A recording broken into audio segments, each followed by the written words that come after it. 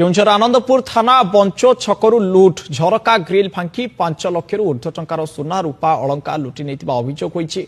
विलंबित राति मार्कंड ओझा झरका ग्रिल फांकी पशिथिले दुर्बृत्त घर भितर पशि गडरेज भितर 5 भरी ऊर्ध्व सुना अलंकार नगद 5,000 टंका और रूपा अलंकार लुटि नहीं। आज सकाळु उठिबा बेलକୁ कबाट भितर पटु बंद थिबा बेले झरका खोला थिबा देखिबाकू मिलिथिला। परे लुट संपर्क में परिवार लोके जानिथिले।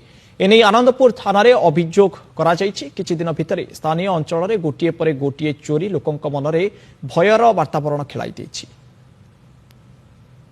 रातिरे गोटे 36 मिनिट रु गोटे 52 भितर आम घरे पशि चोर मैंने 5-6 लाख टंकार ऊर्ध्व सुना गहना लुटि नहीं। कैमेरा देखिली गोटे 36 रु गोटे 57 पर्यंत से ऑपरेशन करथिले।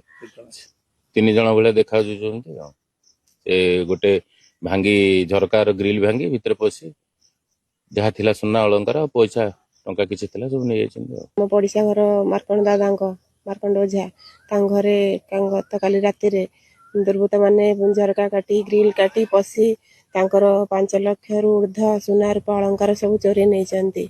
आम कौन कहू आ देखिकी तो आमको निजक एत भयभीत लगे निजक आ सुरक्षित माने करपारनु।